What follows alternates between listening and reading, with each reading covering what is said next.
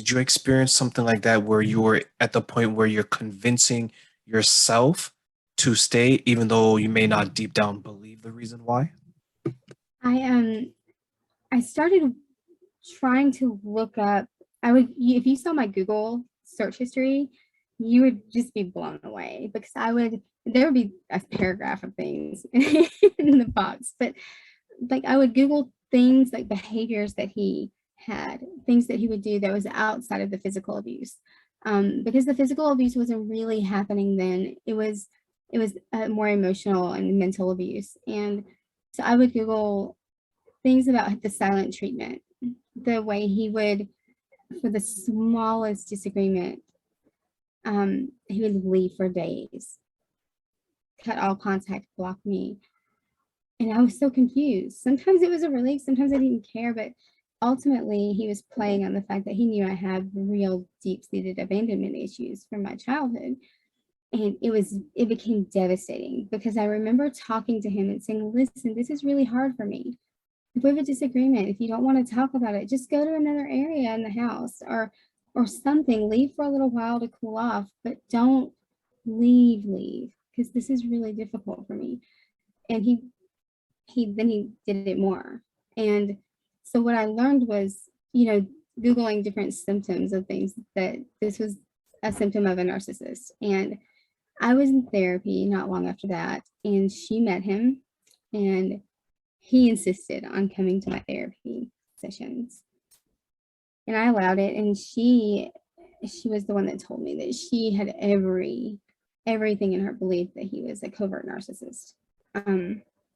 So that was how I really began to really believe it. But I have to say that I would stay and look up these things, even though it was all the things were, it was everything backed up her claim. I was looking for something that's just even one thing that said he's not. Okay, if he wears blue shoes, then he's not a covert narcissist.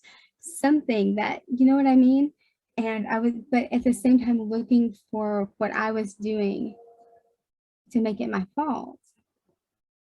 And I think that's why when I was staying, trying to figure out how can I fix this, because I didn't want to be the person who gave up, because that had been drilled into me that, my standards are too high. I'm asking for too much. And I have to make it very clear that it is not asking too much to be respected, to be treated with kindness, or to at least not be treated with disrespect and anger and just pure meanness. I I stayed because I thought it was my fault. And then I stayed, I left.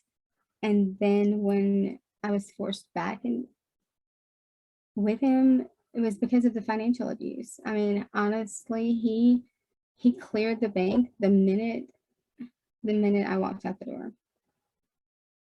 And he made it impossible for me to catch up because all of the bills, the checks that were out for the bills, they all bounced. So then I was in the negative, like somewhere around $4,000, and I could not. It was devastating to me. Like I probably could have figured it out, but when it all hit me, I didn't know how to handle it. So it felt even worse.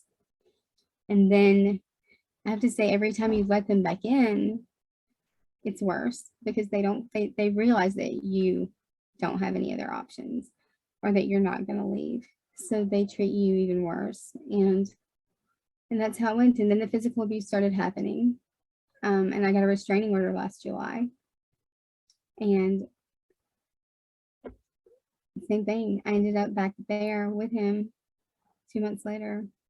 And within 10 days, this last situation happened. So yeah, I just felt stuck.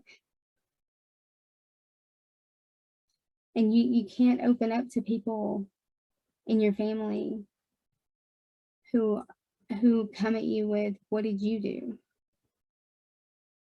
I don't think that there's ever a justifiable reason that if someone put their hands on my daughter, that I would ever be able to think of any reason. I don't care what she did. You know what I'm saying? Like, so that was very difficult for me.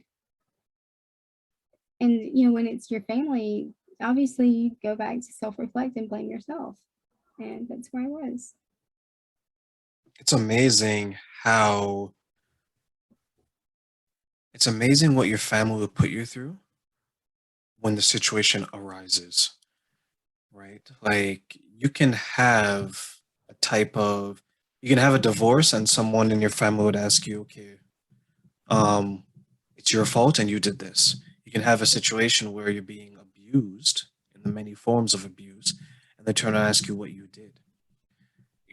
It's difficult, as you mentioned, to go to a family member that's like that, a friend likes that, because you don't ever want to see someone's true colors when you're going through something where you are in such a need of people. And I've been there where I was going through something and I reached out to a couple of friends and they made the situation worse.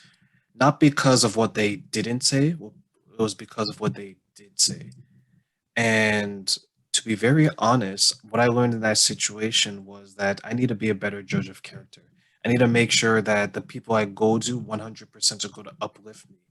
Because if you're going through a situation where you have to pick yourself off the bottom of the floor and a family member, a friend, or a colleague is going to say something that's going to feel like it's a kick to the gut, it's going Mhm. to make you feel worse. And what happens usually, in my experience, is you will never look at that person the same way again.